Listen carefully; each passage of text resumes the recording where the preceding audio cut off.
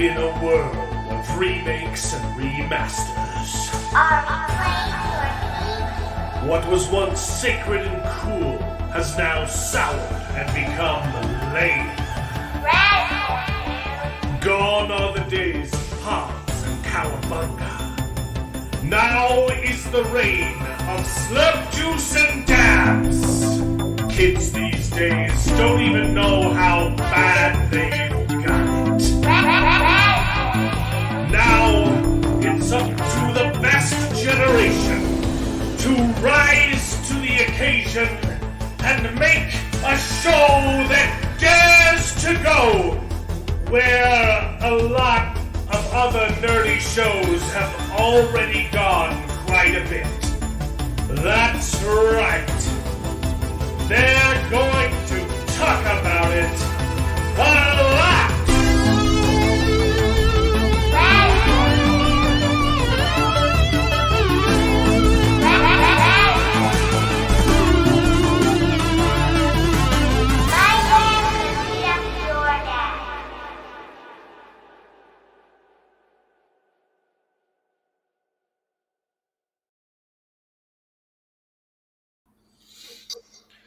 Hello! Welcome back to the show, everyone. Thanks for joining us tonight. We know that all of you have a plethora of entertainment options, so we thank you for joining us to watch Best Gen. The show's called Best Gen because we're all a part of the same generation, and we happen to think that it's the best, but we're very accepting of all generations. It doesn't matter when you were born, just as long as you can acknowledge that Courtney Love was worse than Yoko Ono. So, tonight's show. You like that one, Jared? Yeah, it's good. Tonight's show, we are going to be talking about Raised by Wolves again, Season 1, Episode 2. But I also have, we're also still going to be talking about The Batman, and we're going to do that first. Jared, did you finally watch it? No, I didn't. All right. I don't know if I'm going to get to it. Even I during get it. break, I didn't get to it. You know, it's like It's long. It's long. Joining us tonight is my cousin Jared, who still hasn't watched The Batman. We might spoil a couple things for him. no. tonight. You guys feel free to spoil whatever. You know, I'll get to it when I get to it. And He's an architect and living in Arizona. Also joining us for the first time on Best Gen is my good friend Lyons, an amazing dungeon master and grower of hair. I'll tie it back. And he's been on Couch Party before. This is his first time on tonight's show. And last but certainly least, my brother David, who does IT stuff and has bad opinions on the Jurassic World franchise, and of course me, who's my normal tagline is the enigmatic trophy husband, but now I must be referred to as delegate elect. Because I'm famous now, guys.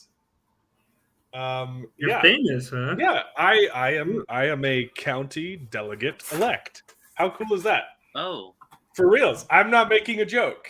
Oh no, yeah, no. I saw the video. I just didn't realize it came with a title we had to call you now. Yes, I must be referred to as delegate elect. I got an email that said so. Wow. Very nice. Yeah, if you don't, so I went to my local caucus because we moved into a house 2 years ago, like weeks before everything shut down due to the pandemic.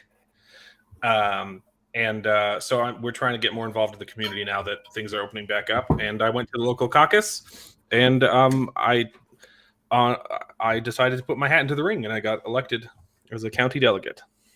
Next year, I want to go to state. I want to be a state delegate as well. But we're just, I didn't want to intrude too much my first year. What? Did People voted for me.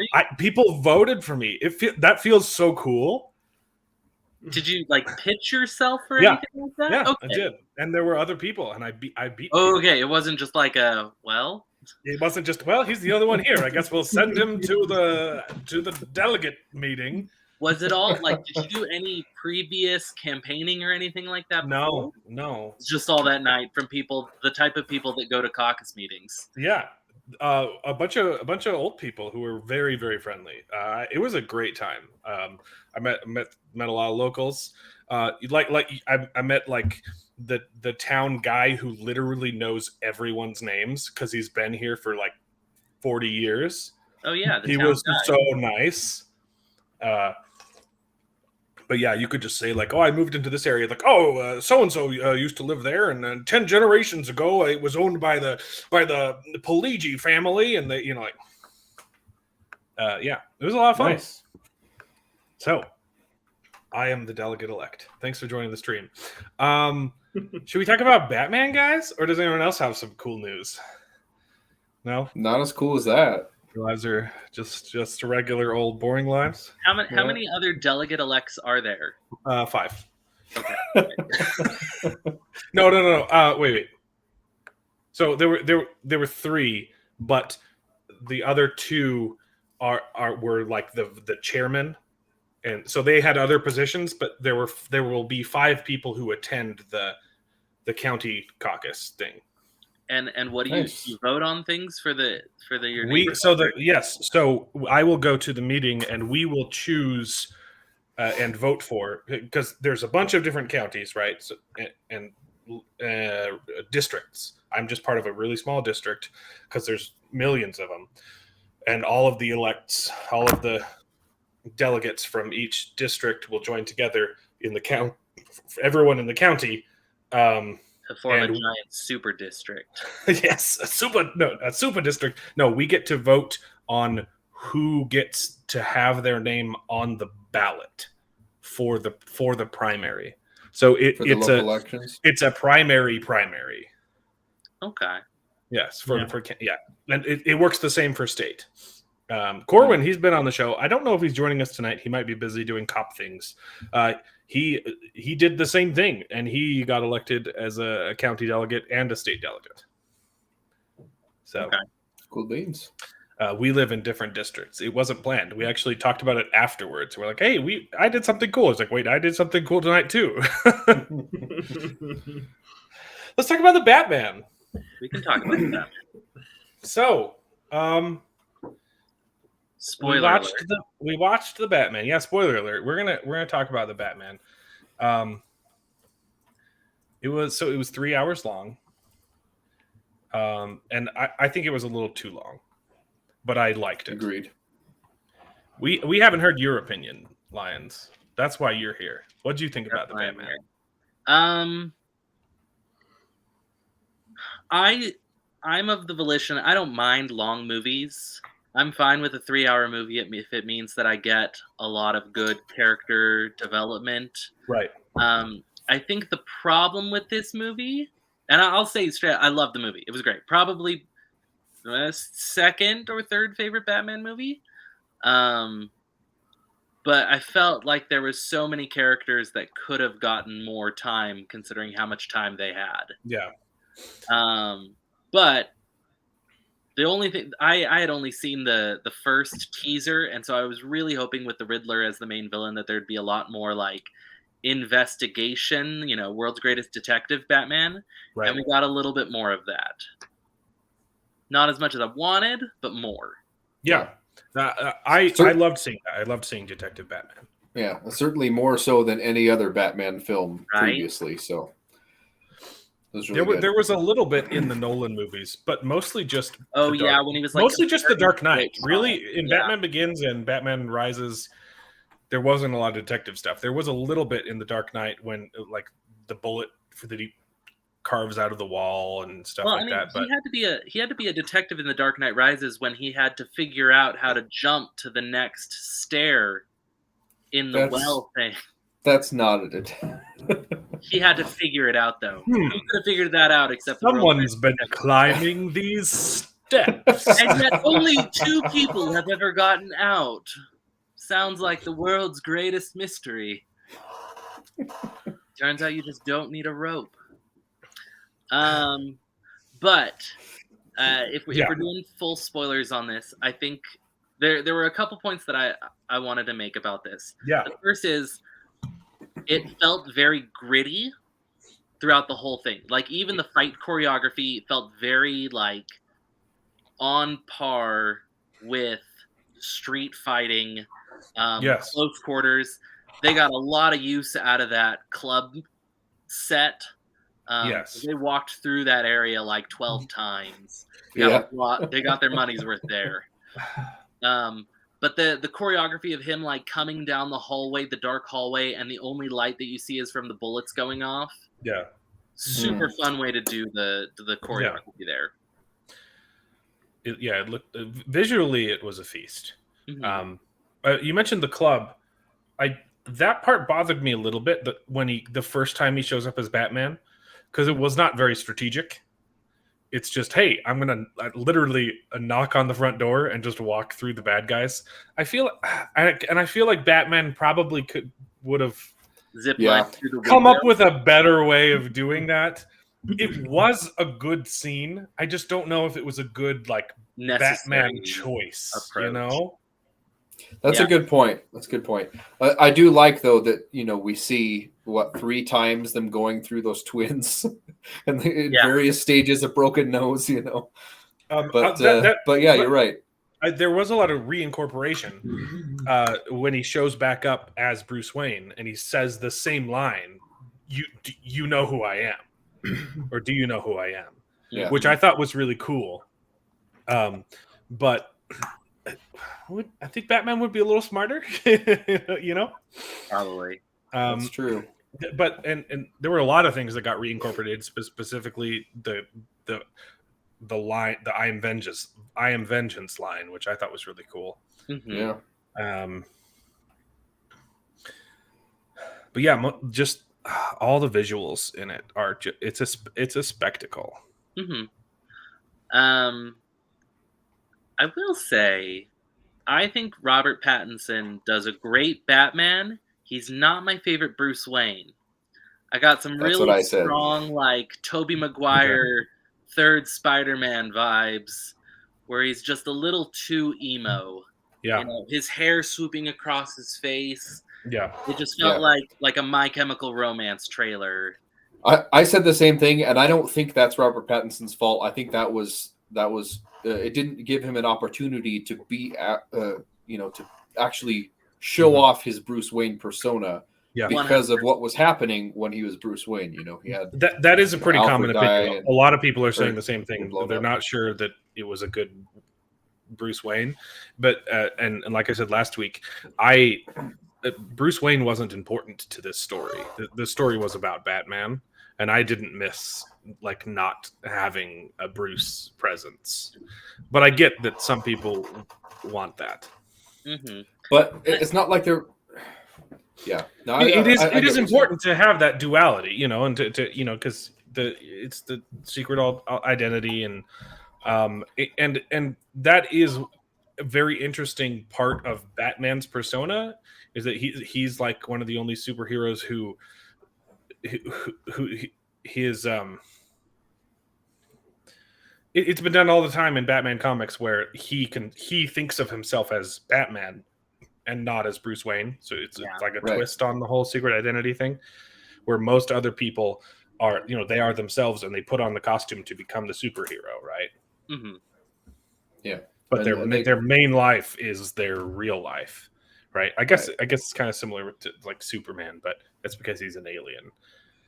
But he still has a personal life. Batman, but I liked this one. He didn't have a personal life, and he's like, the only thing I care about is vengeance and redeeming my parents. And then by the end of the movie, he's like, oh, maybe I need to be a better Bruce Wayne. So I think they definitely have the opportunity to fix that in the sequel. Yeah, I agree. I will say, so I know that they tried to, because the whole thing takes span over like a week, right? Yeah, it's like a week. Yeah, and so I'm fine with them picking a week where, he's in between, like he started being Batman, but he hasn't really become Bruce Wayne yet. Mm-hmm. That being said, of the few snippets that we did get of Bruce Wayne, I love Andy Serkis, and I think he did a great job as Alfred. I felt like the relationship between them was forced. Because of the lack of screen time. Part of the like every time I recognize that they were trying to do like a "you're not my real dad" thing, but man, do I care about you. But like because we only see him and Alfred interact like 3 times, they really have to be on the nose of like, "You're not my real dad. When were you ever part of this family?" Like, I've always thought of you as a son, and you deserved better. But Yeah. I'm so glad you brought that up, Jason. Yeah. Because it means that I didn't have to bring it up. Because, ooh, you just triggered our first segue. Ooh, goody. I love these things. Talking about Alfred in the Batman movie, that brings us to my favorite segment, Screen Rants Bad Takes. Screen Rants Bad Takes. This is a real article, Screen Rant.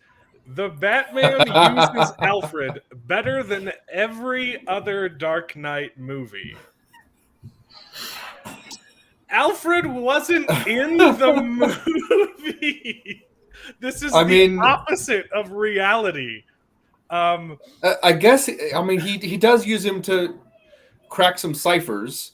I saw that, and that's about it. Look, they tried, right? And I think the point he could have been used better than every other Alfred in the movie if he had more screen time. Because what they tried to do was, make him the surrogate father of Bruce Wayne. And the scene where they're in the hospital, right? And Bruce Wayne is talking to Alfred. It didn't feel effective because we didn't care about Alfred, because we didn't know him. If he'd been in the movie longer, that scene would have been like devastating, right? You know what I think we needed? I think we needed another 30 minutes of them showing his parents dying in the alley, and then you're right. Him afterwards. You're right. And then Alfred comes up and says, "Would you like a kerchief to wipe all your mother's blood off?" This is not Andy Serkis' fault. I thought Andy Serkis' performance was spot on. I thought it was really good. He's a great actor. He was just barely in the movie, and he was used better than ever. Like what? Screen Rant is terrible. As you can see, I have a lot of tabs tonight. But we can most of those are Screen Rant. We can save these for later because none of the other ones are about Batman. So back to Batman. Back to Batman. Yeah. So continuing off of that, I agree that they didn't give Alfred a lot of screen time, and it kind of relies on us already knowing the Batman character and the Batman lore and everything. And otherwise, it wouldn't have had any significance to us personally. There's also like a lot of Alfred has like a big scar on his face, and it is implied like, oh, there's some history here, and then they don't tell you what it is, and so like they wanted you to care in the scene where his life was in danger, but it wasn't effective because we didn't care about him yet. Yeah. Jared, what do you think? Yeah, what do you think about Alfred? I was just waiting for Andy Serkis to be like, we's got to take him back home and go all Smeagol on him and like. Yes. No, Andy Serkis is a great actor. It's from what it sounds like, it's a shame that they didn't give him more screen time because. I mean, I think to be honest, it's been impressive to see what he's done since like The Lord of the Rings, right? Yeah. Because he's been in some really good movies. He plays a really good villain, right? And so it would be good to see him in a different role like this. So, Jason, what did you think of the Penguin? Colin what did you think Farrell, of Colin, right? Colin Firth's? Farrell. Yes. I thought he did a great job. I think he Did you know it was Farrell just because of the trailers? Or Yeah, I only knew it was him because of the trailers. I think the my makeup wife didn't know. wasn't- She watched the whole movie and she's like, "Who Yeah. who played the Penguin?" And I was like, Yeah. "You're gonna like this. It's Colin Farrell." And she's like, no, Colin Farrell's attractive." Yeah. I'm like, "No, I swear it was Colin Farrell the whole time." She's like, What are you saying?" It was not Colin Farrell. Was very good. Yeah. I will say the only thing that bugged me about his involvement in the movie is that they spend an entire 15 minutes doing a very like a car chase sequence because they think he's the answer to he's the solution. Yeah. And then they do hundreds of thousands of dollars worth of property damage. Yeah. Get him, and then he's just like, no, you're wrong. It's not. It wasn't me. Wasn't, and then just leave him there. It's just like, Yeah. okay. So that felt like a car dump. chase scene in and of itself was probably the best part of the movie. Like, I loved it. Very But good. but the fact that you're kind of putting a lot of people in danger, and then it turns out it was for nothing. And okay, You didn't like the car chase? it wasn't my favorite. It was fine. cool. I prefer the Dark Knight trilogy's Batmobile. This one felt a little too like Dune Buggy Cruella de Vil's car. Right. And then having it all climax at the very end where he happens to have a ramp that unlocks a second before he has to jump over the oil tanker. Yeah, it's a comic book movie. I'm okay It's a little suspending a little bit of disbelief. It's okay. Yeah, let's suspend disbelief for all of your other things that you have rants about. Yeah. But yeah, it was silly. fine. It was very convenient that the ramp shows up right there. I would have liked to see Batman more of a maneuver rather than luck. Yeah, science his way out or use his skills to get out of the situation instead of luck being there. You're saying he should have used his batarang grappling hook to swing his way, on the other I don't know, side of the freeway and then come back. Maybe. Even if you had something where it was you use the grappling hook on the car to swing up a ramp and then go off the freeway ramp rather than go off the ramp that conveniently comes down. It was a little silly at the very end. Yeah. But I enjoyed a lot of that car chase. It was filmed it was so well. fine. You got to do a Batmobile car chase for a Batman movie. And then after the crashing into him and having the upside down shot of Batman walking towards the car was really good. And with the theme hitting back in with that, it was cool. Yeah. And I actually like this Batmobile better than any other version because it's more realistic. It's just an awesome souped up sports car. Mm-hmm. I love it. The who played Gordon? Colin Farrell. No, Gordon. Yeah, he played both. The makeup department was amazing. No,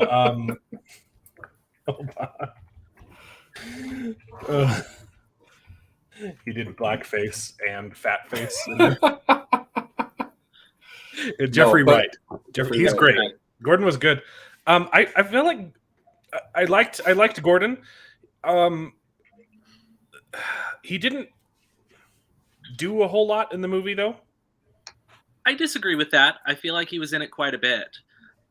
I feel like he was there standing next to Batman quite a bit and reacting. Most of his lines were like, oh no. Okay, yeah, no, that's fair. Right. But the scene where he's in jail was cool. Yeah. My only thought with Gordon was that it felt every time he was in the movie, it felt very 1980s cop drama, where it's you're going too far, man. Once you cross the line, you can't go back. I'm too old for this. Every time. Right. Every time. Yeah, once you go black, you can never go back. He's talking about Batman. It was just a lot of those like stereotypical dramatic cop lines. Yeah. I didn't love his dialogue. I liked his acting. I felt like his dialogue was mostly just what?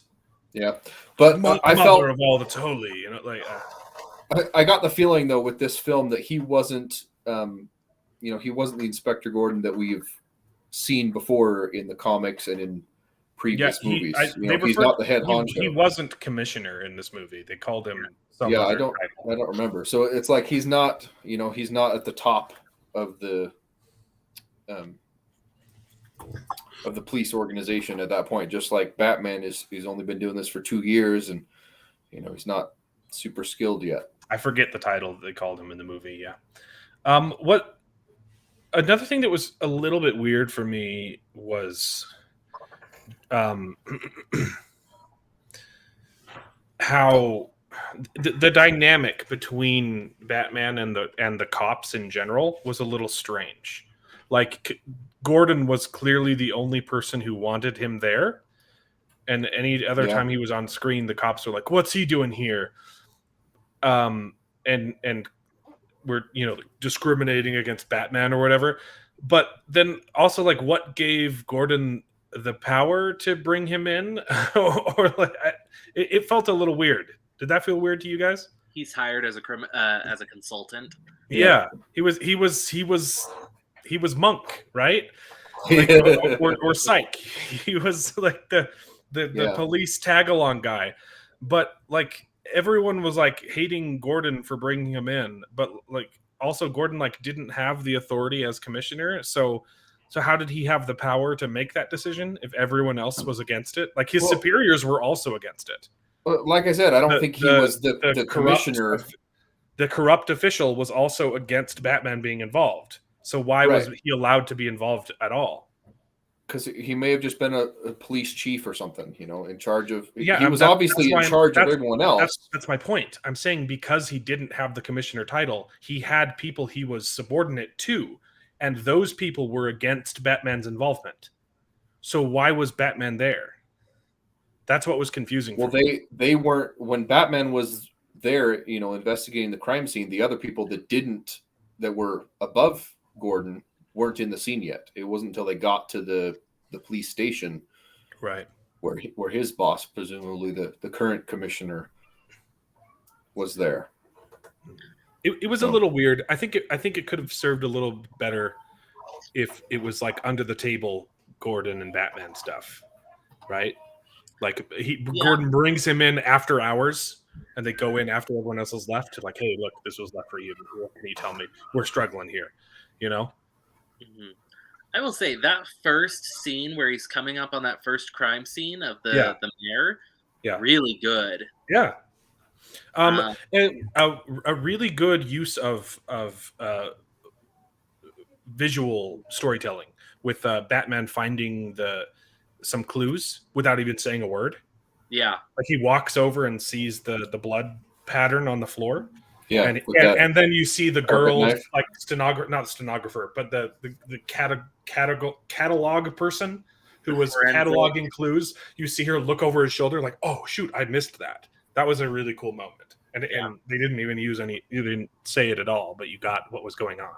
Yeah. There were a couple of moments in here that there was very good visual storytelling. I think that's a prime example. Show don't tell, man. Yeah, exactly. You're deep in thought, Jason. You have a point. I've got other thoughts, but I'm trying to think of ways to like seamlessly transition to them. Okay. I mean, we're kind of avoiding the whole. It feels like we're avoiding talking about the Riddler just yet, and so let's talk about the Riddler. Go ahead. We've already talked about this last week. So okay, here's your transition. Riddle me this, Jason. Who was your favorite villain of the... I thought Paul Dano. I don't remember. Is that the actor? Paul Dano. It wasn't Colin Farrell? Oh, it might have been. Let me check. Yeah, it was Colin Farrell in a Paul Farrell in a Paul Dano skin suit. Paul Dano. If you want another good performance from him, watch There Will Be Blood. Mm-hmm. I think he did an incredible job with the Riddler persona. I don't know how he's been interpreted previously. Not like this, at least It in was any great. comic I've read. So the problem, not even the problem. I wish they had introduced him earlier. He's in the Right. first scene. Like no, as not in the as sense, not the Oh, Riddler, you're saying? My wife's take. in the sense of, like, You have the you same see opinion that him- my wife does. You see him in Arkham, and he's a really kind of crazy dude. Mhm. You know, before that point, he's a serial killer. Like he is Yeah. just a very dark and gritty murderer. But he only kills bad guys. But he only kills bad guys, right? But I would have loved To have met his character outside to of the have mask. met his character sooner. Like if they have any of you seen like Law Abiding Citizen? No. I believe I watched that. The whole point of the movie is that there's this guy that's trying to like right the system. And I like a lot of the ways that they make parallels between the Riddler and the Batman, just being like, yeah, we're all vengeance. They deserve this. But I would have loved it if they had caught the Riddler sooner so that they could have been interacting with him and that persona the whole time. While and still his wondering- plan is still unfolding. Yeah. Okay. I think I would have preferred that a lot more. Because the thing is, like, you get this, even in like the pacing of the movie, you get this big reveal of like, this is him. And then it's like, oh, the whole plan was there. But then every moment after that is like, you have the flood walls, you've got the assassination attempt on the mayoral-elect, Mhm. and it's just like, okay, so you mean the mayoral left? mayoral-elect, The mayor that was left? whatever you want to call Right, it. because there's only one. Because her competition was out. assassinated right before the election, so she was the only choice. Yeah, But you get this thing where it's like, oh, it wasn't a good joke. I'm sorry. No. Sorry. I derailed that really poorly. but it caused a thing where like you get to the end and you're at this point it's like, okay, now we're fighting the minions. We're not going from like the minions to the big bad. We're going from the Okay. big bad who's now in bars to the Yeah, minions. the second third act is a little strange. Mhm. There's two third acts in this movie. And so I also think they needed to foreshadow the retaining wall. Yeah, Like okay. it just didn't feel like the bombs went If off, and I it was had like, been oh, like mentioned before, yeah. I was like, it happened, and I was like, oh, there's a retaining wall. This Gotham has like a flooding potential. Like, okay, but then But it then they didn't blew it, I do a was whole like, lot. Yeah, oh, this isn't actually that big of a deal. Like, Yeah. we're flooding That- for. That was my thing that I said yesterday. It's like, I don't know why he blew up the dam. It was to flood the city so that they would all rush to the amphitheater, but they were all going there they were anyway. already at the amphitheater because there was a thing going on. Yeah, because there was the mayoral event, and I mean, she was going to be there to speak. So why? The it didn't second make a third lot of act sense. has some problems. And not only that, but like,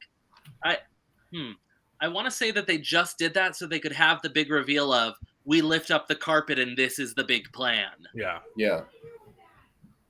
Like I think that's all there was to it. I think you could have just pulled out the explosions and just had the minions. Mhm. But Agreed. Yeah. even then, it still would have been a little disappointing. Mhm. It was, like I said, loved Paul Dano. Yeah. Loved his interpretation of the Riddler. Did you like that he was just trying to make a friend? Yeah. No, I liked the idea It's of cool, like, right? I'm just like, we're in this together. Yeah, And having that misinterpretation. I thought you would have understood me. I thought I was how we doing were on this the for same you. team. Yeah, That was no, really it was cool. great. The problem is that for so much of the movie, your view of this persona is, oh, he's just kind of like he's a serial killer that, tells riddles. And I would have loved to have gotten more of that persona earlier on. And then, what's his name? Falcone. Yeah, all of their names rhymed. There was the Falcone, Macaroni. Falcone Jabroni, the one who was in jail, was like Giovanni, or so, Mhm. I don't remember. Bunch of Italians here. Bunch of Italian bad guys, The other thing about this, I don't know. I have mixed feelings about like trying to stay true to the comic books because the majority of people who watch these movies aren't going to be watching or like reading the comics, Right. and so I don't necessarily know how it's done in the comics. But the idea, Well, but there's a bunch of different iterations. Yeah, it's too. like which comics they've been. which rebooted comic do you so want to many be times. faithful Yeah. to? well, that's the thing. I haven't read any of the comics, but from what I know of the story, like What you want to do is be faithful to the spirit of the comics. yeah. And so I think this is the first time that we've kind of, I don't want to say demonized the Wayne family. It has Yeah. been done in comics before. Okay. The Sins of My Father, I think. This is the first time it's been done in movie format. That's what this movie was pulling from that specific comic. It was hinted at in Joker too, That's true, but it was ambiguous. You didn't know if it was true or not. Kind of thing, yeah. Yeah. But this one was hinted at, and you it's kind of assumed that it was wrong, that the Wayne wasn't involved.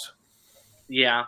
Well, they do, because Martha's being institutionalized, and to cover that up, he tries to get Falcone to like scare the reporter, to put pressure on the reporter. Yeah, but he ends up killing him instead. Yes, and then he's very guilt-ridden about that.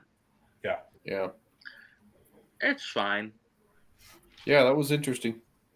I don't think we needed the Joker cameo. Yeah. That was the after credit scene. Or the tease. That was the post credit scene. They just put it before the credits. Yeah, I think that was kind of unnecessary. Yeah, there's a tease of the Joker at the very end, and it's very like, oh, if this was Marvel, this would be happening at the end. Yeah. It's just like you're both in Arkham. You never even see his face. You kind of just see him smile, and they start laughing together. Yeah, I agree that it wasn't necessary, but it kind of did help bring context to the rest of the thing, because at the very beginning you had a bunch of those thugs that were wearing the Joker makeup, and so now you know that the Joker has been a thing, and he's been captured, and exactly. they're still followers of him, or Mm-hmm. a gang inspired by him. Yeah, and then it hints at that they're going to escape from Arkham and wreak havoc. Maybe they're going to have an Arkham Knight inspired movie or something. That would be fun. What is a Batman villain that you would like to see on screen? It can be one that we've already seen. One that we've never seen on the Jared, big you can screen. participate now. Yeah. Well, I was just gonna say something that I want to see is Robin. We need to get another Robin. A dark and broody Robin. Yeah, we haven't. Not a cheesy bat suit Robin. Yeah. Yeah. Or Yeah, a that's a good idea. Robin teased at the end of a trilogy and then never. Right. Yeah. No, Right? we need to get. You're right, Jared. We need to get a Robin that dies. Which Robin? Yeah. Which Robin? Yeah. Dick Grayson or. There's like 30 Robins. Not 30, but yeah, there's like 3 or 4. You want a Robin that dies? Yeah, I want a Robin that dies. That would be really cool to do. Not like in the next movie. Like we get to know them and they're buddies. We technically did get that in the Snyderverse. We just didn't see it. Did we? Yeah. Mm-hmm. Yes, Robin is dead in the Snyderverse. It's teased. They have his suit, and the Joker is spray painted on it. Ha ha ha! The joke's on you. Right. And Robin has it framed, or Batman has it framed in his one. bed. I'm gonna pitch this. Feel free to shut it down. Okay. Calendar Man. I honestly, I think this movie could have been Calendar Man. What I don't even know. Instead of the Joker. Yeah, I haven't heard of Calendar Man either, and I've read a lot of Batman comics, so you're gonna have to explain. I don't know much about him. I just know he's one of like the very, very old first Batman villains. Huh. And they moved away from him really quick. But I feel like he's got some potential. They also went back to him though. Oh, They- well, one of the Oh. ones I was thinking of too was They made him darker. that Freeze guy. I don't know what his name was. Mr. Freeze. Yeah, Mr. Freeze. Yeah. Mr. Freeze. Yeah. So I've got one that they've never really put on the big screen. I think he may have been in one of the TV shows or something like Batgirl or something. But I think it'd be really cool to do live action. It's Firefly, I think is his name. And he's like a pyromaniac that just burns buildings down, and then he has like a special suit that he can like fly over the thermal exhaust from these fires or something. That I could think it'd serve be Detective pretty cool Batman specifically pretty well. Yeah, I think he'd be a very good choice. And he's not a super well-known villain, but I think he's got some pretty cool things going for him. And like I said, we've never seen him live action in a big budget film. So Oh, he looks like the villain in Ant-Man. a little The bit, yeah. Yellow Jacket. He looks like Yeah. Yellow Jacket. Oh, okay. Yeah, some of the comic, yeah, he looks a little bit like Yellow Jacket. Or, Yeah, I think an arsonist could be cool for specifically Detective Batman. yeah.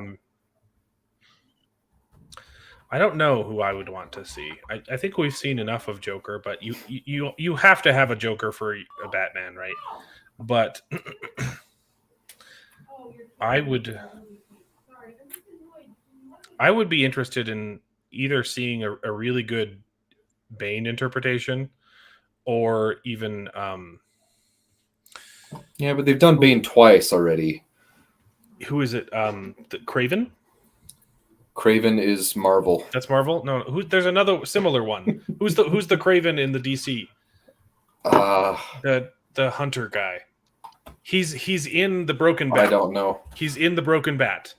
He's one of the last one Batman fights before he faces off against Bane. I'm not sure.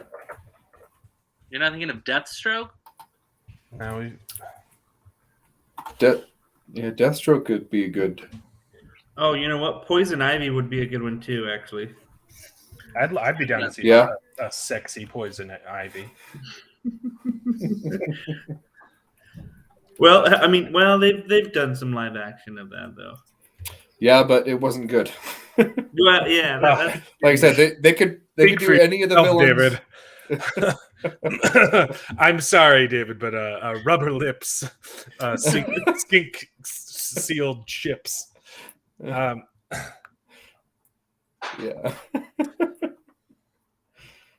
Anyways.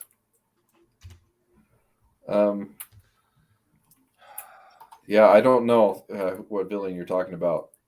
Because the Broken Bat is a great comic because it's Bane just trying to kill the Batman, and he's smart about it. He sends a bunch of villains after him, so Batman is weak, and then he just shows up and snaps his back. It might have been Deathstroke. That would be another good option. There was a I've dream. never seen a live action aside from the Arrowverse show. Yeah, Deathstroke has been in the Snyderverse, just Yeah. not doing anything. Yeah,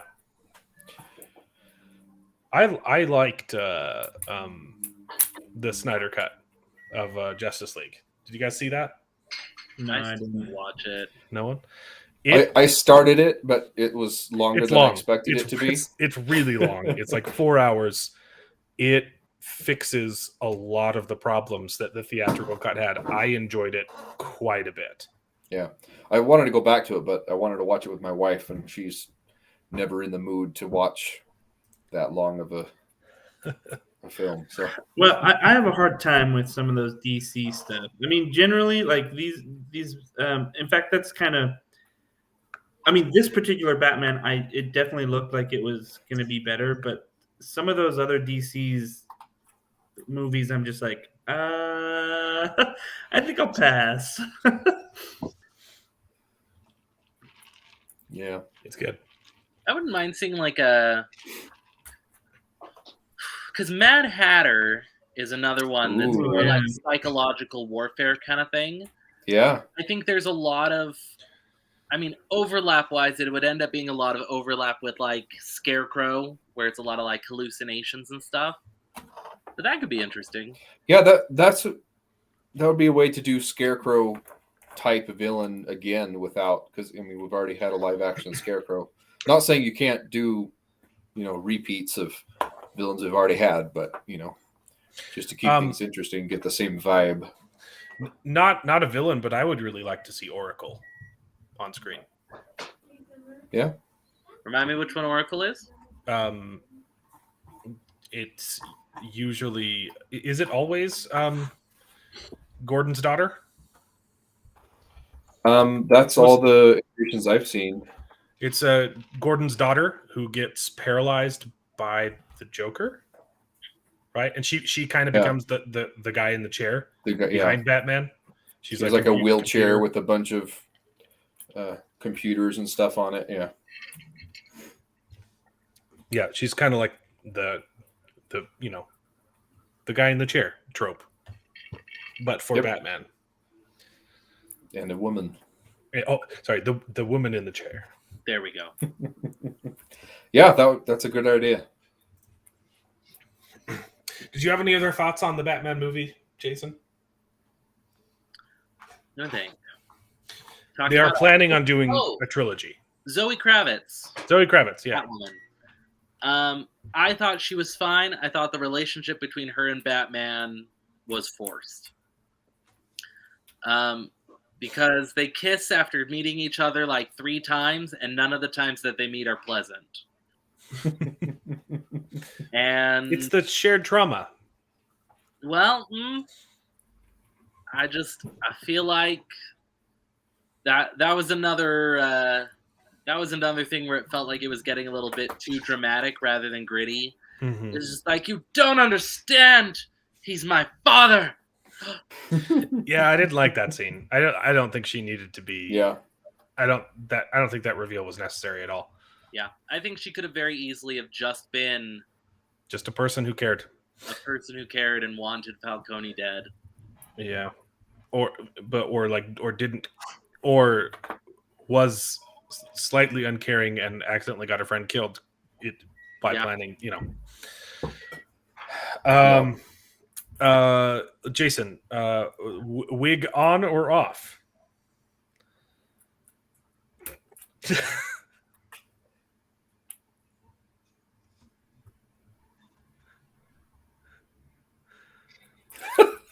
On. Oh, yeah, good. Correct choice. So I was just looking up a list of villains. I remembered Ventriloquist. Ventriloquist would be another fun one. It's not very well known, but he's got dissociative identity disorder. That could be fun stuff to play around with. He's kind of like a gangster puppet master guy. He's pretty cool. Mm-hmm. Scarecrow has always been one of my favorite villains, but I feel like Batman Begins did him a real good job. Did a really good job, yeah. But he's just one of my personal favorites. Yeah. Are we all Batmaned out then? Have we said I think everything? so. Okay. Because I've got more bad takes. If we want to segue over that way, let's do it. This is okay. All right, I'm gonna play the stinger again because I love it. We've got some more Screen Rants bad takes for you, baby. Screen Rants bad takes. Okay. Jason, if you're new to this, I strongly dislike Screen Rant because they just post so much. They're a content farm and they have just some of the worst takes, and a lot of their articles are like this, where it's literally saying nothing. This is just words on paper to get an article out there. because it's a content farm. If you go to Screen Rant in general, just today, oops, I pushed the wrong button. I do not want to disable my ad blocker. Just today, 3 hours ago, how many articles have been published in the last goodness. 24 hours? We're only 4 hours back, by the way. That's ridiculous. 6 I had no hours- idea it was that many a day. 6 hours. We still got to load. This is all today. Oh my goodness. So if you're new to the idea, this is a content farm. They pump out the purpose of these articles is not to make a point or to say anything. It's to get a click.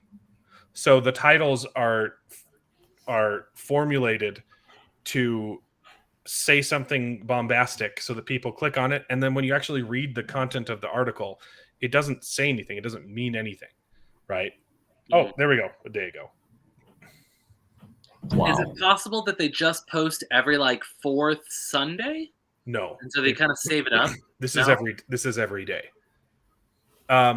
So Yeah, I knew they posted a lot of articles, but that's ridiculous. this article says nothing. Spider-Man's Hulk form just redefined Marvel's Spider-Verse. That's just like saying, hey, a thing that changes everything changes everything.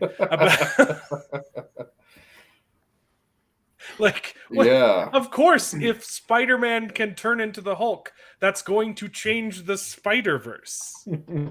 If you read it, it's just as dumb. Okay, but we got to move on because there's so many more. Marvel needs to get over Harry Potter's version of magic.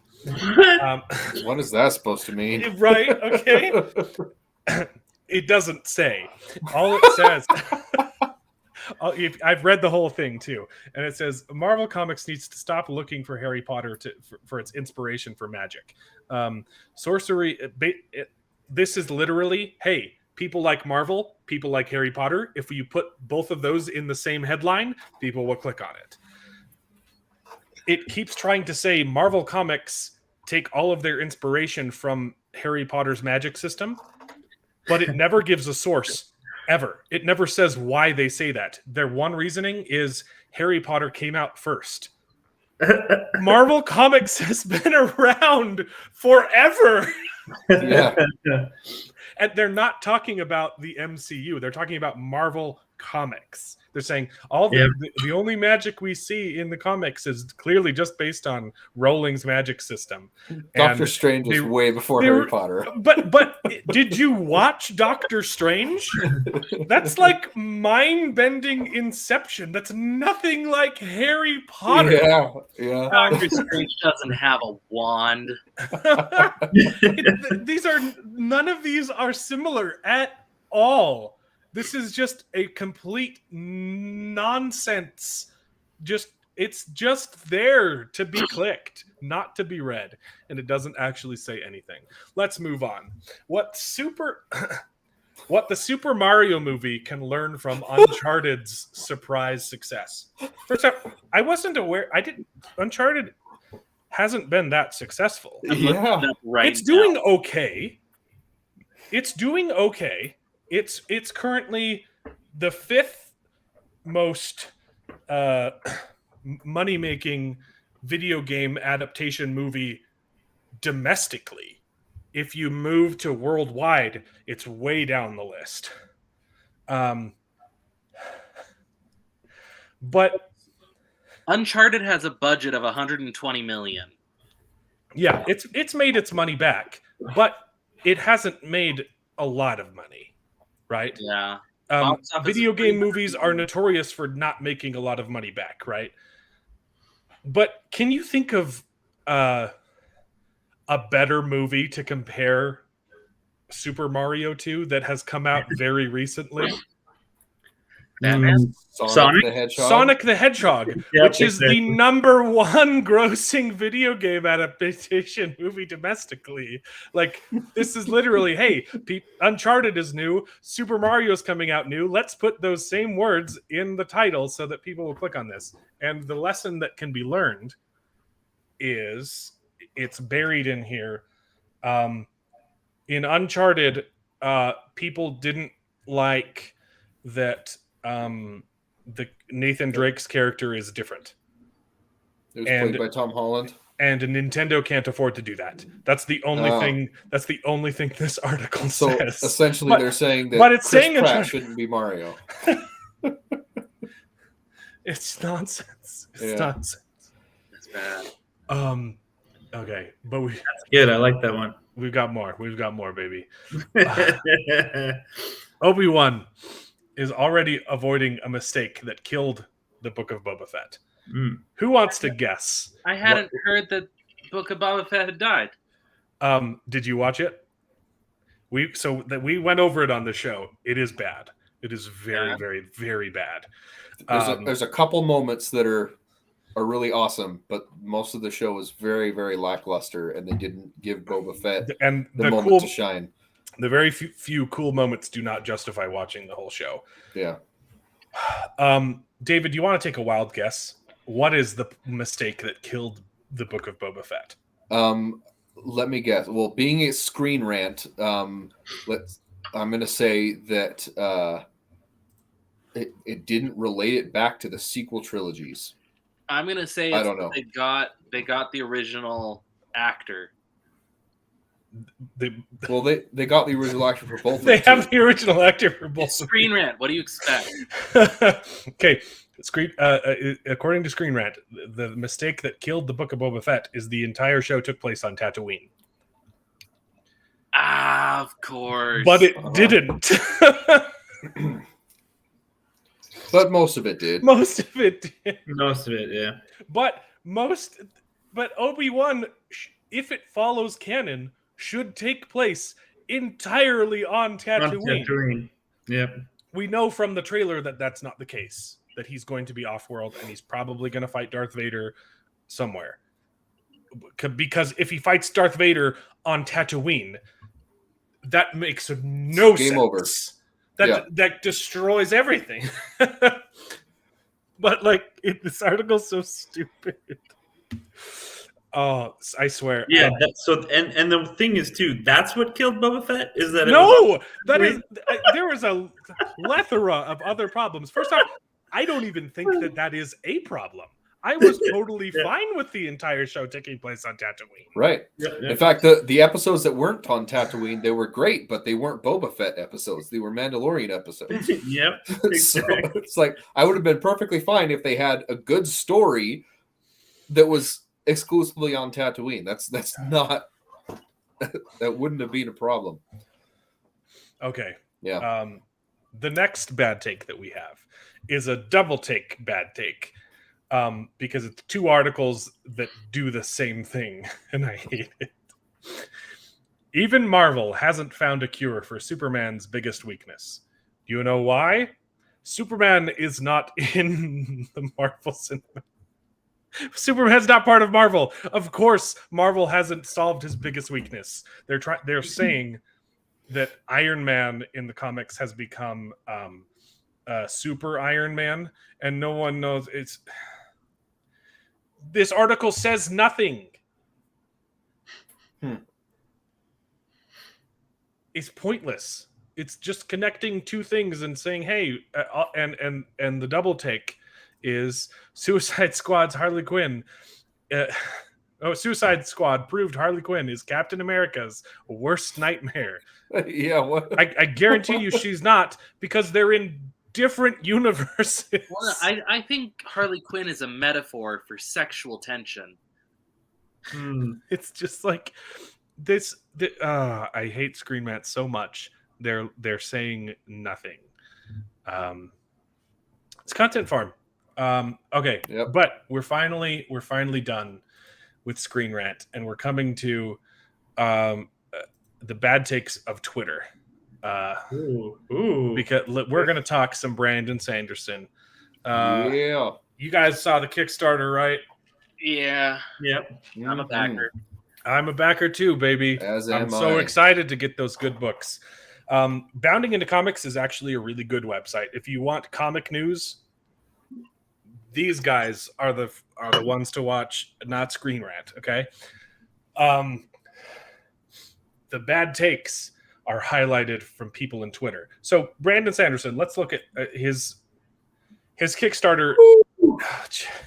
It's going to pass 30 million. He's going to make $30 million off of 4 books, and he's self-publishing them. He's going to keep Wow. it's crazy how much money, and he's not even making that much money off of them because he lowered the price for shipping because it was so expensive. Oops. Did he really? For foreign. Oh, for international. Yeah, for international, it's still super high, but they're losing money off of the shipping because they didn't want to chart. They saw the number that it would have been, and they're like, I just can't ask people to pay that much. So, but that's insane. He's making tons of money. He's going to make money off of this, right? But like the margins are actually like super. They're not as big as you think, right? Yeah. He has a huge he has a company to run. He has people to pay.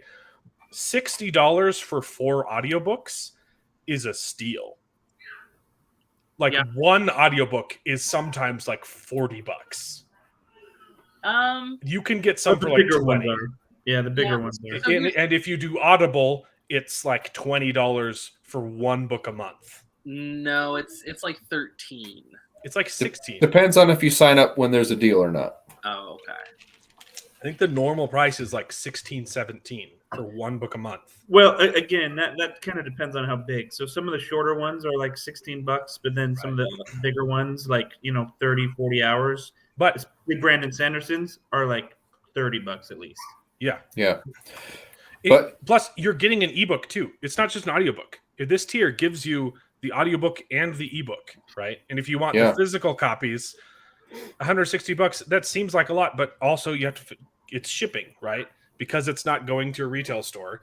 You get an audiobook and an ebook and a physical copy of a book. Like that's a really good price, right? And then the top tiers are a lot of money because it's like a loot box, but like that you can spend. People who spend money on loot boxes. Okay, the point of the money is Brandon Sanderson is making a lot of money, and he said before you go into this, he said on his recent podcast or whatever that with the high success that he's had, they're making the books better than they planned to before. They commissioned a whole bunch of new artworks, full color artworks, to be put in the books, and then the books themselves are going to have 2 colors on like the page headers and stuff like that. So they're making they're making the books better than they would be, and that's included in the ebook version too. Brandon Sanderson is very humble. He's not like he feels guilty about how much money people are spending on him. He's like, but I'm not going to tell people not to buy my book, right? Yeah. And for people have tried to get him to do like loot box subscriptions before, and he's like, I just don't want people to spend money on worthless stuff. And so he likes the idea of it, but he didn't think that they could have value constantly. And so he took this opportunity as, okay, we'll do it for 1 year and we'll do loot boxes because people have been asking me to do it. And I just don't want people to waste their money. Right. So they're doing it for 1 year. Like, he's a super humble guy. Guess what the bad takes are? People are talking about this Kickstarter on Twitter. Guess what the take is? The worst of them all. Well, I mean, I see a title. Oh. The take is Brandon Sanderson is racist for making this much money.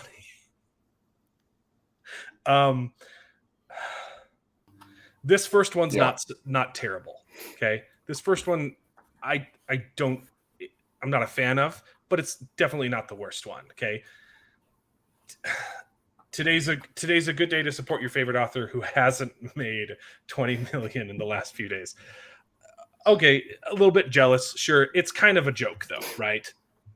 But and then she follows it up with, "Am I personally upset at Brandon Sanderson for making money? No, not at all. Good for him, right? Okay, that's a good take.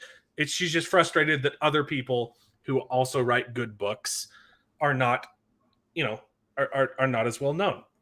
That sure, take the opportunity to say, hey, if you like Brandon Sanderson, I think this is the wrong approach. Okay, I don't think this is a bad take. I think if you want this problem solved, say, hey, if you like Brandon Sanderson, you might also like these other books that you haven't heard of. That's the right way to do this, right? This isn't the worst take, and she does. Okay, that's not the one I'm complaining. But it gets worse. It gets worse. Whoever this person is, Tempest Bradford. This is like pure jealousy. Like, oh, this Kickstarter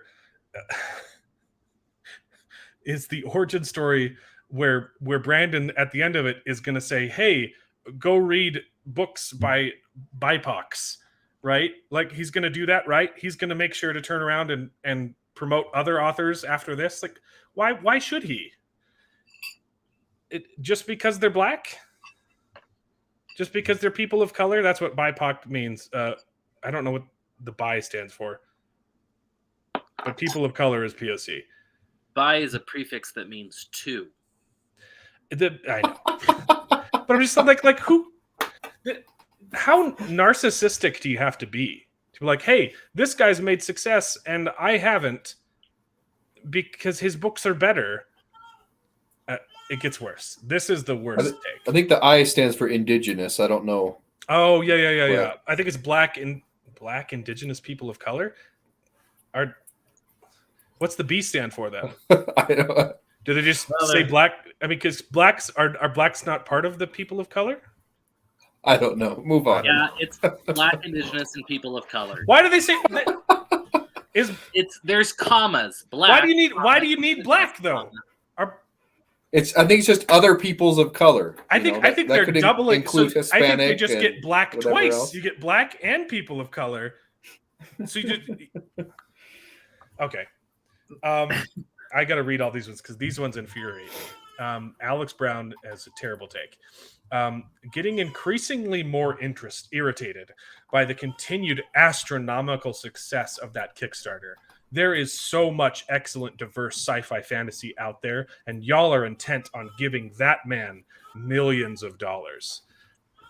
That's the one I saw on Twitter. Do you know why he's making millions of dollars? It has nothing to do with the color of his skin. It's because he writes good books. No, he's put a lot of work into cultivating the audience that he has.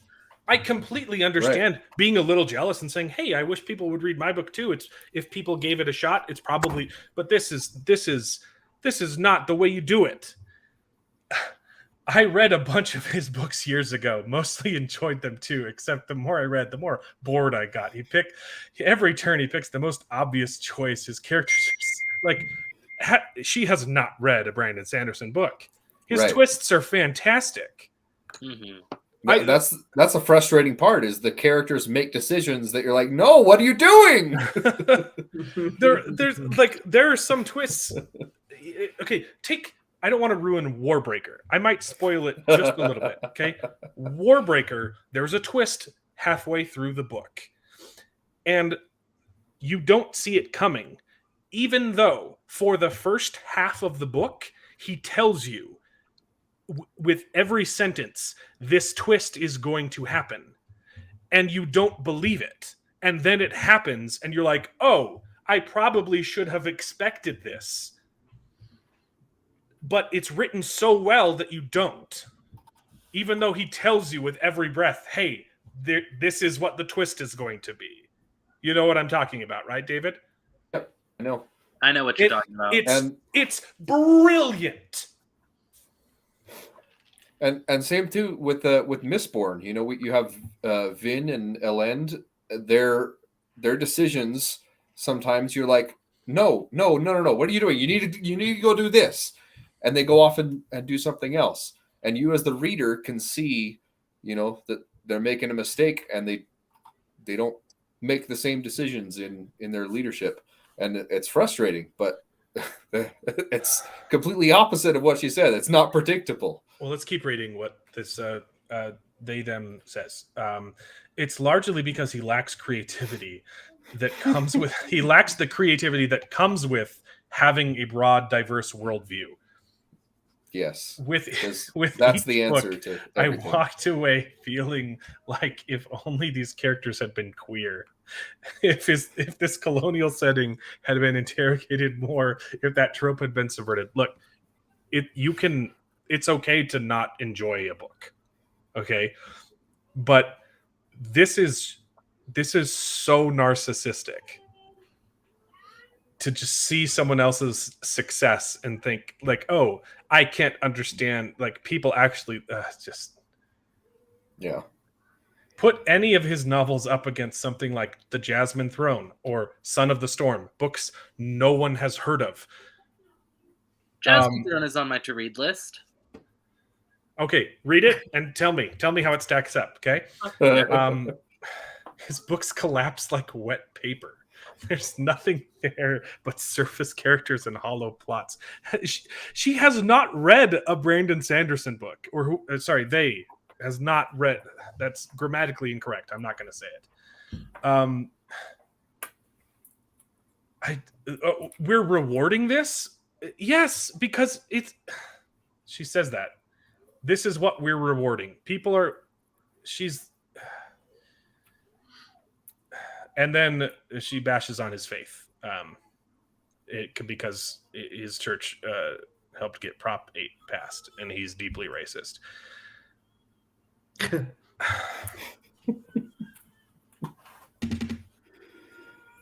Yeah. You know, it sounds a lot like the type of people that are like, Marvel movies aren't real movies. Yeah. I Like, disagree with that. Because something is popular and a whole bunch of people like it, you have to be more pretentious and find something more out there that's real literature, something like that. Yeah, she's making this. It's funny. It's hilarious because she's advocating sci-fi fantasy. For a very long time, the argument has been sci-fi and fantasy is not real literature. And she's making that same argument here. That's been used against what she's trying to praise. It's just absolutely ridiculous. But the funniest part is after all these highlights, they're like, so if that makes you guys want to support his campaign, it said they link to it at the bottom. Everyone should go buy these books because they're going to be really good. I have not read a single Brandon Sanderson book that I did not enjoy. Wait. Yeah. So does this mean that after this is done, you can't get those books? No. They will be published normally. It'll just be a couple years. Yeah. Okay, because I'm like, they'll have different titles, different covers. I'll probably just wait till they come out.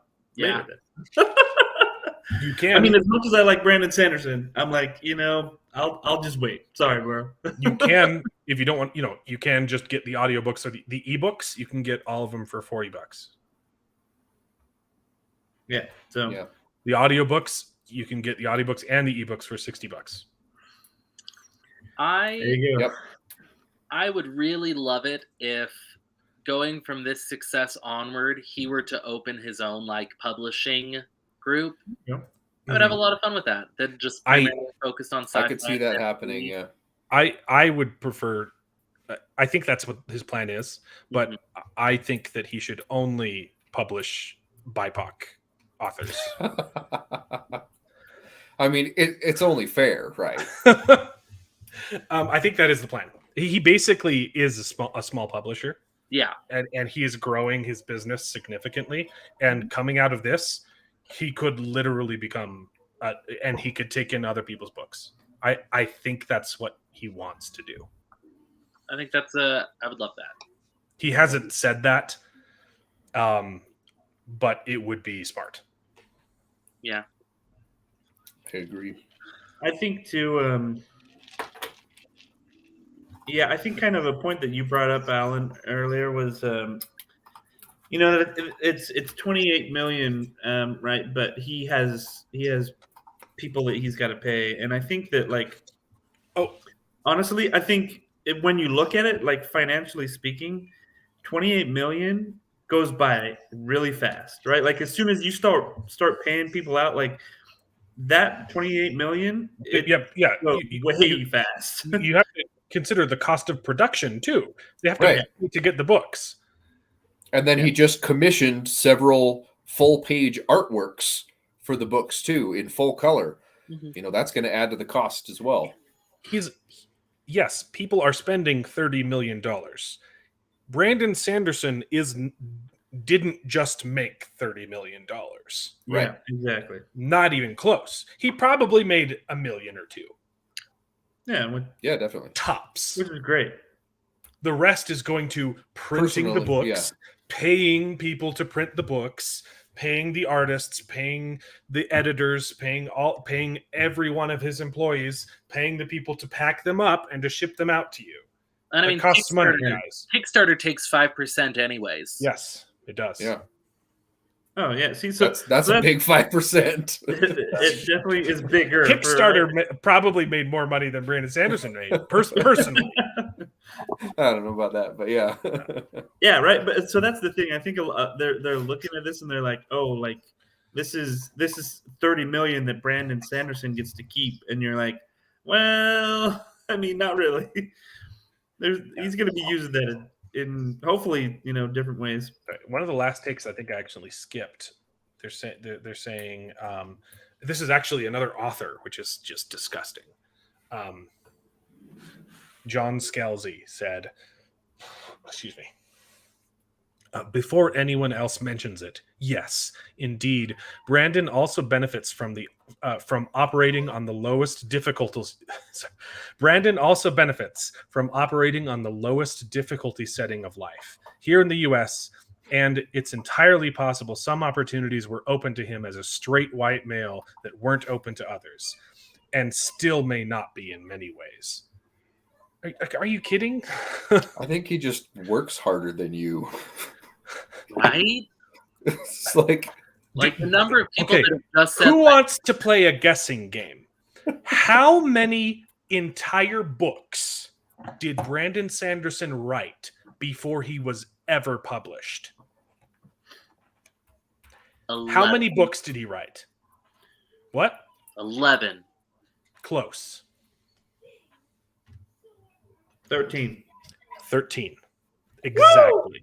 He wrote 13 books. He almost gave up. He's talked about it ad nauseum. He sent 13 books to publishers, and each one was rejected. And he decided, hey, I'm going to write a 14th book. That's crazy. No. That's not white privilege. I'm sorry. You're wrong. Yeah. Yep. I agree. You know what's funny? If he was a person of color, I guarantee you one of those other books would have been picked up. maybe. I guarantee it. I'm really glad that he's had this success. I hope. I mean, there's already a couple other book series that are turning towards Kickstarter to try and publish them. Yeah. I hope it becomes more of a trend and that more authors do it. It is becoming more of a trend. I think his success doesn't take away from the success of other books. No, I think it just opens it up. promotes books. Yeah. Yeah, I would say that there are definitely a number of authors that I would like to do something like this for, because like there are some good books on Audible that I've read, and I'm like, gosh, why aren't these guys publishing more books? Right. And maybe it's because they don't have enough money, maybe they don't have enough time, maybe they're just taking their time, like a certain Pat, I don't know, but but it's like, yeah, like if I could do a Kickstarter for some of these, yeah, like I would do it, to help some of these authors out, because I want to read their books. If Patrick Rothfuss put out a Kickstarter for the third book I would not support that out of principle at this point. He has a Kickstarter out. I It's not also specifically for the book. I agree. I would not support it, but not for the same reasons. I wouldn't support it because he's white. Oh, boy. Okay. I think we're getting into some turbulent waters here. We may need to steer the ship in a different direction.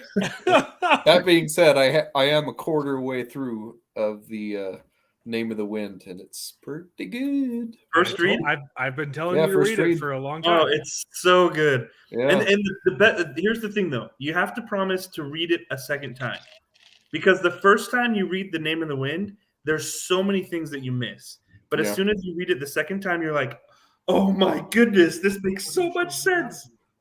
Yeah, I've already had to go back and like, wait a minute, I think they referenced this before, and I went back and reread a chapter. I was like, oh, okay, cool. You have to reread it after you've read the second one, though. Yeah. There's so much like. Well, I'm hoping the third one will be out by the time I finish with the second one. I'm a real slow reader, so I do have faith. He has talked about it, which he hasn't done for years, and he's very. He hopes that it will be released within the next 2 years. Actually, yeah. Really quick. Did you see that news announcement that they're not doing the live action? The TV What? show. Yeah, they're not doing the TV show. Yeah, that was canceled a long time ago. Oh well, okay. It's not canceled. It's just the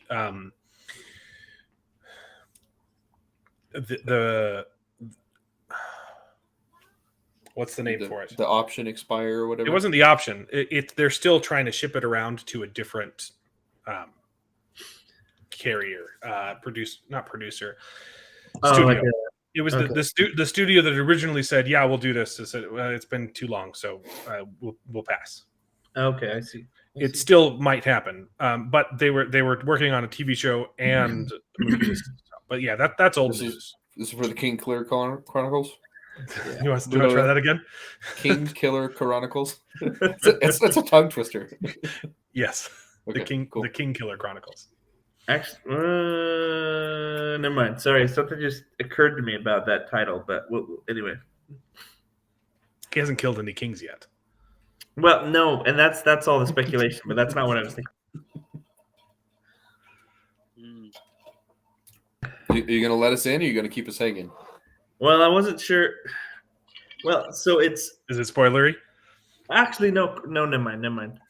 No, it's not. It's not what I thought it was. What? Here's the thing. So I was looking at the alliteration. I was listening to the alliteration, and it was King Killer Chronicles, right?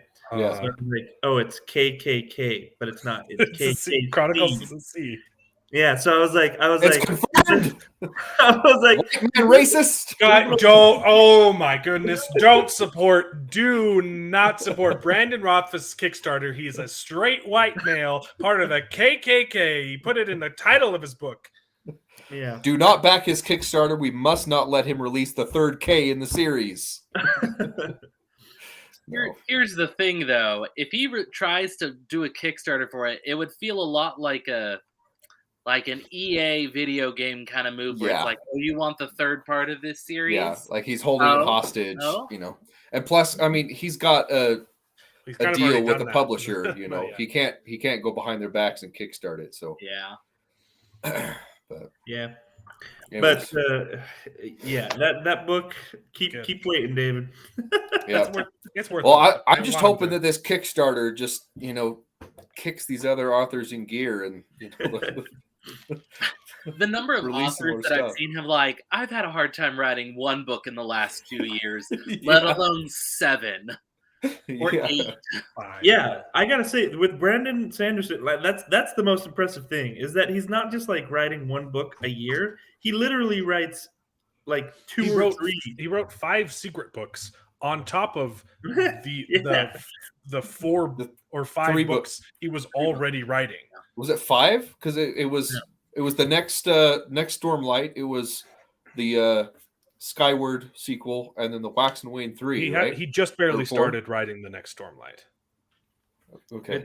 Yeah, But it's different. The ones that were published was Stormlight 4 and 2 or 3 Skywards. Cyclonic. Yeah, Yeah, and just he two of them. and he released a bunch of Audible originals in Yeah, the, but that wasn't. He did that in conjunction with another. well, author. and the other book he did the Arcanum Unbound, and That was Arcanum like Unbound 2 years before. ago. That was before. 3 years ago. Okay. Yeah. Yeah, Arcanium was like 3 years ago. But that's definitely what impresses me most is that he doesn't just like write one book a year. He literally is writing Yeah, several. yeah, he's nuts. No, and I think that's why in the announcement when everybody was like, I can see you rolling your eyes. It's like, yeah, we all, because if you know anything about Brandon Sanderson, you're like, this is a nice surprise, but we all could have seen it coming. Yeah. When he put the first script on, he was like, I accidentally wrote another book. I'm like, no, there's more. There's more. It's not just one? this. I was expecting to be, and we're making it into a TV show already or something. It was Rhythm of War, Dawn Shard. Mhm. The white. These are the ones that were published, though. Yeah. Like he's writing other ones. Well, Dawn Shard was part of his first Kickstarter for the Wave Kings Leatherbound, right? Yes. Yeah. Anyways, the man writes like crazy. And I'm and he did Lux. That's the Reckoners one, and then he did 1, 2, 3, 4, 5 books in the Skyward series. Starsight, Sunreach, Read On, Crytonic, and Evershore. Cytonic was the novel. The other ones are short novellas. Starsight was also a novel, but yes, that was year before. 2019. Cytonic was December. last year. Okay, yeah, so we're like right before, sure. Yeah. Anyways, he writes a lot. Yeah, it's because he's white, not because he's a good author. Disciplined. Yeah, right. It's so funny that they'd come after Brandon Sanderson for this too. Like, it's his work ethic. It's not like he treats writing like a job, not like an art form, right? Like Yeah, I mean, it's not his hobby. The man he's more machine than man, right? He's an alien, surprised. And just and we're lucky insane. to have him. Yeah. So right now, currently, he's editing. He just finished Wax and Wayne 4 Draft 4, and he just finished Skyward 4, and he's doing a third draft on the Secret Project 3 or 1, third draft of that one, and writing Stormlight 5. Okay. Sheesh. Yeah. Yeah. That's I haven't written any books. It's Nope. coming. Me neither. I have some ideas in my head that keep kicking around. Honestly, this has inspired me. If you're seeing this and you have an opinion that is terrible, you're thinking about it the entirely wrong way, right? Like I can't even imagine seeing this and just immediately jumping to hate. Like I saw this and I was inspired. I said, like, if he can do that, I can write one book. Like I've been world building for a while now, and I'm scared to like actually put in the work. But seeing this Kickstarter inspired me, and I do want to write a book, and that is one of my goals now, to actually put the work in. It'd be fun. Can't wait to read it. I'll back it. We'll have to wait. So You should start a Kickstarter. Can I read the audiobook for you? sure. Oh, you want to be the voice? I want to be the You want voice. the voice that I? Yeah. Nice. Yeah. Well, That's been Screen Rant's Bad Takes. That was a long segment. It was a long segment. Well, you were going to say something, Jason. well, I was just gonna say it's been an hour and a half. I kind of have to head out. Yeah, that's fair. because we're going to talk about a show you haven't watched, but you should watch because it's really good. Oh, what's it called? It's called Raised by Wolves. Raised by Oh, so it's like the Jungle Book. Yes, it's the Jungle Book in space. Space, like Star Wars space, Mm-hmm. or like the Martian space, because Mars Wolves would be pretty cool. Marv's Wolves would be cool. Okay, you guys have a good night, and hope to be on again soon. Okay, see ya. All right. Well, we'll see you next week on Couch Party, right? Yep. Okay, bye. See ya. Yeah. Nice to meet you. I almost just ended the stream. If only. All right, Raised by Wolves, episode 2. Yeah. So I don't have very many notes. I actually don't either. And have I to think say, it two went of them we by already a talked lot about quicker. last week. It went by a lot quicker. Yeah, like okay. I have to say, Alan, this one was better. This one was definitely better. Mhm. This one was a little easier on the eyes, a little easier to watch. Agreed. It made more sense. So I was like, okay, like Because they started explaining things. Yeah. See that's what I like about the show. It doesn't leave you hanging. You know, a lot of sci-fi shows, it's just like, oh, that's what are they doing here? It just brings up more and more questions, and then they never answer them. And this one is really good so far about answering the questions. I haven't watched any more since last week. I'm still on episode 5. I'm holding off. It answers a lot of the questions. Except, yeah, okay, There's still a couple that I would really like to know. But well, okay. So for example, season I 2. really like. Hold on, season 2 Yeah. ends next week. Next Thursday is the last episode of season 2, and I'm like, I'm on a cliffhanger right now. So So we gotta hurry up and watch it. Okay. yeah, Well, if you I would want, say- we could do 2 episodes a week. I'm fine. I just don't want to pressure you guys, so I'm fine doing 1 a week. But We can do however many Jared's has watched. I will say this though, there is not a whole lot going on for the next 2 weeks. So if maybe watch 2. That I will put that on you if you guys want to do it. But the first week of April, Moon Knight drops on Disney Plus. Yes, that looks So- good. Come April, we'll have 2 shows to talk about. Oh, that's the new. Oscar Isaac. Yeah, Disney MCU. Plus. Yeah. MCU, It actually looks good. Yeah, it looks interesting. So here's the thing. As far as watching another one this week, I'm actually going to be driving up to Okay. Utah, so I don't know if I'm going to have a lot of time to watch. Utah. Why would you go there? It's for a wedding reception. How long are you gonna be here? I'll smoke you something. That sounds great, but it's going to be pretty packed. It's going to be a packed week. Yeah. Fine. Don't even come say hi. I don't want to see. I don't. I take it back. I don't want to see you. Oh, okay. Okay. All right. Well, I don't even want to meet your girlfriend. Well, I was gonna say it's because Ouch. we're taking a road trip. My Is girlfriend she's and I. coming up, and you're not gonna? Oh my! Sorry.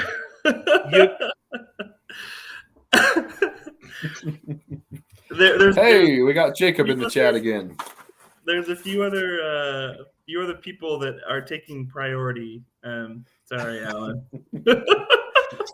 I'm hurt. Hey, actually, maybe we could just plan on you guys being over at my parents' house one of these days. The day we're gonna be over, and then you can meet them. I don't even want to come.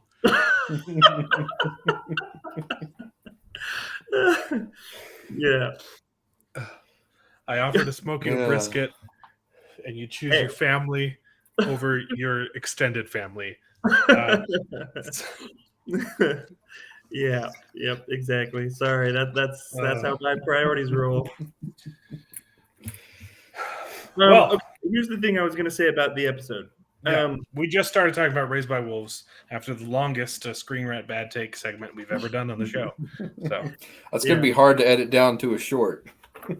well, each article will be its own short. So, There you So the thing that I was looking at, or the thing that I liked how with this episode, that they introduced this sort of like idea where you have an imposter, right? Which is kind of interesting because now all of a sudden you're like, okay, so this particular individual isn't necessarily a believer, No. right? Even though he's on the ark and he's living amongst the believers. So it's like It's a really good setup. Yeah. yeah. So I was like, okay, so that's great because one, so you see the kid, you see his kid that's been taken and How'd you like that reveal? Because so the show opens with a flashback showing the war on Earth between the Mithraic and the atheists, and you meet two atheists who decide to do plastic surgery to turn themselves into two specific Mithraics, so they can sneak aboard the spaceship that's leaving the dying planet Earth. Yeah. And then they do the plastic surgery because they get their identity stuff, and then they go hunt them down and kill them, and then find a picture of their son. Oh, yeah. Ooh. Yeah, so like, oh, shoot, it's not just us; it's a family. Yeah, that was really good reveal, and it made you think because they just gunned down the other people that they just took their place up. So it was like, now what's going to happen with this kid? Are they going to go and they're going to kill the kid? Are they, And then at first, of course, they've got to keep up pretenses because they don't want to be found out. So, so they pretend to be his Wouldn't you have parents to get asked on the him a ship. couple questions once you find the person you've turned yourself into? I'd tie him up and okay, quiz me.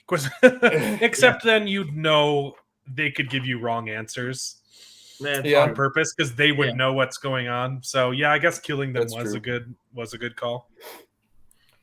Yeah, but yeah, it was really good because now what's going to happen to this poor kid, And I don't know if it was in this episode that it shows more of what happens in the ship, or was that in another flashback? Okay, no, it ends with them going under into hyper sleep or stasis, whatever they call it, hibernation. Yeah, but that was good, and we talked about last time how these religion, the soul, what are they called?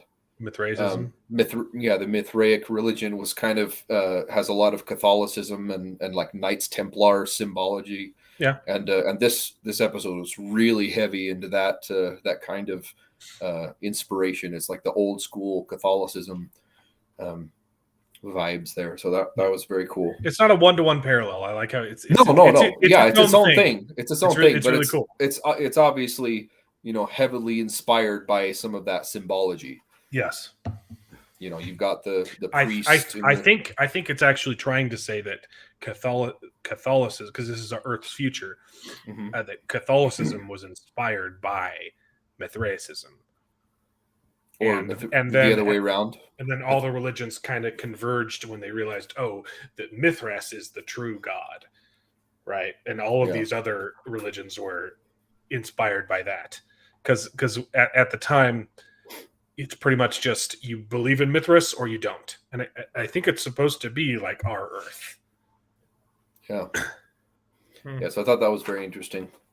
And then we get more... You believe in Sol. Sorry. Sol is the god of Mithras. Sol is the god of... Yeah.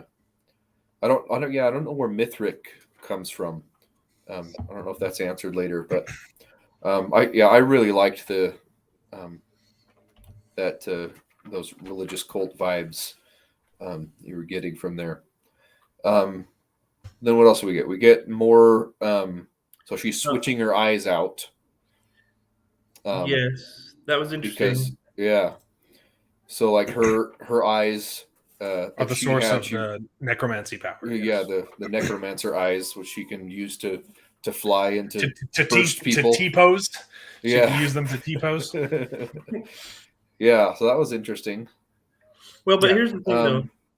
So, because I was like, so she brought back father. She brought back father, and I'm like, she turned him back on. Yes. So I don't know using the parts from the android she destroyed. Yeah, but I don't But you don't what? know how I feel about that because you killed him. You killed Yeah. father. Why would you Yeah. bring him back? She deactivated him, but now there are more children, and she needs his help. Also, father is the best character of the show, so I'm glad he's back. Father's pretty awesome. I love his jokes. Aren't his jokes the Yeah, his best? It's so good. Super It's good. so good. A malfunctioning android. What was it? Was it a priest? Oh, It was a I malfunctioning don't android, remember. something else, and a. Oh man, that joke was just so They funny. walk into a bar or something like that, right? Or something like that. Oh yeah, but it was all mathematical. He's like, well, I am malfunctioning. None of you exist. This is all taking place in my brain. Yeah. Yeah. Well, I thought That it was was good. good though because you could see the little hints where it sees father, and he can see the interaction between that one kid and the rest, and he's like, "Oh, so you're gonna come over here thinking you're gonna get out of working?" Yeah, he tells him a bad joke on purpose. Yeah. You see him smile afterwards. And like, oh, I got him to do what I wanted to do. Mhm. Like, Yeah. there's, you can tell there's a little bit something more to these two specific androids. Yeah. They're not 100% what they seem. Yeah. And we get- Raised by Wolves Oh, is not in the Alien universe, Jacob.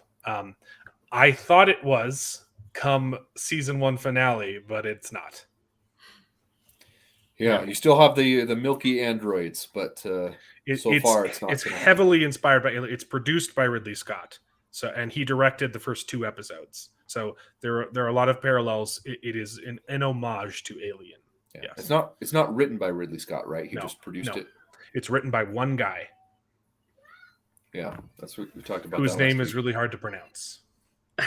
some Russian. Yeah. Yeah, we get a little bit- Guzowakowski. Gizuwakowski, yeah. Guzi. No, Guzi Kowski. I don't know. That guy. Aaron. His first Yeah. name's Aaron. Okay. Let's call him Aaron. But yeah, in this episode, you get a lot more of the dichotomy with these the atheist pro-life androids. I thought that was very interesting, and still is my favorite part of the show is just the exploring the The belief religion of systems. atheism. Yeah, the religion, I guess, of the androids and of the Mithraic religion. I think that's very interesting and cool. Yes. There's a lot of foreshadowing in this episode too, Yeah. for things that come later. Pay attention to the drawings, the dead kid's drawings on the walls. There are some hints at what's coming. Well, 'cause Interesting. Because to be honest, the thing that I've been wondering is that why did the other kids get sick, right? And so what really caused them to die? Is it That is Good answered. question.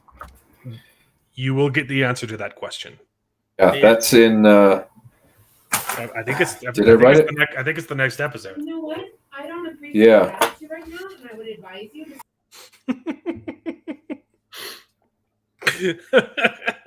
David's wife is chastising his kids right now. Sorry about Yeah. that, guys. That question is answered, Jared. okay? Yeah. Yeah, and that's one. It's not. It's one of the questions that's not left hanging. So, like I said, this series does a pretty good job of giving you just enough to want to keep watching. What there are so many, like last week I pointed out the nursery rhyme that the girl was singing. Yeah, that was nonsensical. It wasn't nonsensical. It was very practical. It didn't have any soul, right? It was written by an android. The music was good, but the subject matter was just practicality. I am making pottery. I love those little tiny details. In this one, there's a great detail where Campion doesn't understand sarcasm. When did that happen? He's talking to his new brothers and sisters, and he's saying he's trying to be friendly, and he delivers a line saying, "Oh, don't worry about that and this and whatever," and then the oldest kid says, "Oh, thanks so much for that." He says, "You're welcome. I'm happy to help." Yeah. Right. And it's brilliant. Yeah. Because he's raised by robots that don't use sarcasm. So it would be a completely foreign concept to him. And it's completely unnecessary, but it adds so much depth and thought to this whole story and this world building. It's so rich. Yeah, this you're one right. was definitely better. I enjoyed this one more. Sorry, sorry. There was one more thing too that I thought was funny though. I was like, okay, so they get attacked, right? They get attacked by these creatures. Yeah. And Those Reaver creatures were cool. creepy trolleys. Yeah, so it's interesting that they're introducing more of these creatures, right? That live on the island or on the world. But it didn't make sense because she's screaming at the creature that's on the girl's back. So wouldn't the scream also cause? It's a targeted attack. She can aim it. But it's literally like right by her. So like, Yeah. would that at least like hurt her ears or Yeah, like? her necromancer screams are definitely OP. It's cool. But yeah. I just love. I thought he's always saying, "Don't look at me. Like look away, because that will burn your face off." She's got those two powers, right? She can fly. Well, that's three. She can fly, and she can melt you, and then she can just disintegrate you into red juice. Yeah, red juice. Yeah. So anyway, that was one thing where I was like, okay. I mean, it's cool. You see her protecting this girl, but at the same time, oh well, that was the other thing too, right? Isn't she Pregnant? Pregnant? Yeah. Yes. So she got violated on the ride here. Yeah. By someone who woke up early. Yes. And very sad. Very terrible. Yeah. But really good writing. So yeah, you can tell she no longer believes in soul. Yeah. Because the person who did that was like the second highest ranking religion. I don't think we religion know that guy. yet. No, it's in this episode. Okay. They say the guy who did it was the second highest ranking person. Yeah. So it's cool to see that her loss of faith, and the other kids are still clinging to it and still saying prayers, and she's like, "Screw it, souls. I don't believe in soul anymore." Yeah. Like that's the thing. The thing with this episode is it definitely got more depth for me. Like there was more understanding of kind of why they were doing what they were doing, and so that I think that's why I liked it more, is because I felt like I was definitely understanding more of the characters and their choices and their the reasonings behind those choices. Yeah. Rather than just being like, what are these weird like soldier people that showed up and like, well, oh, they could just disintegrate people into blood, like.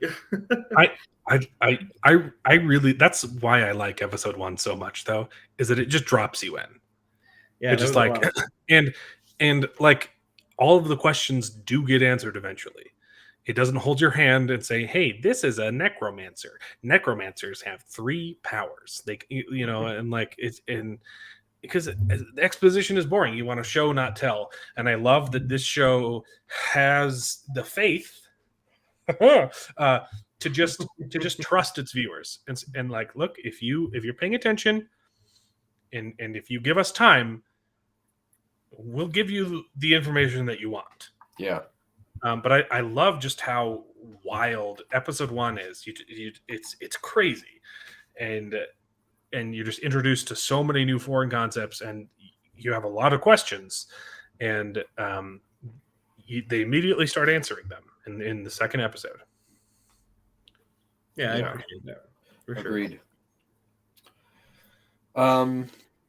See, I'm looking through my notes. Yeah, I think we hit on everything. I only have one small criticism of the show, in addition to the continued overexposed shots in some cases. But my one issue is a little nitpick when they brought father back to life. Right, he has a stitch on his front side. Yes. But there's no stitch on the back. Like she ran him through, I noticed that. and there's no stitch on the back. I was like, what? But just a little nitpick. Yeah, I think it disappears eventually too. So Yeah, I don't remember, but hey, I mean, I assume they have new suits or something because the scar disappears in the next episode. I But can he's forgive got one in the I can forgive a few continuity errors. That's Yeah. but It's know. just Yes. a little bit silly that they Yeah. thought to put a scar that was On the like front, sewn but up in the back. front, but it's not in the back, and he was like skewered through on sure, that sure, sharp rock. yeah, that's true. Or maybe she used the other android's clothes. Oh, but Then he why was would there wearing be a- wearing Mithraic stuff Yeah. because she pulled his heart out Mm. to give to father. Don't Yeah. you love her how she justifies her actions? How so? I don't remember. Well, because Specifically. father's like, you killed me. Why would you bring me back? It's like, because I need you. Yeah.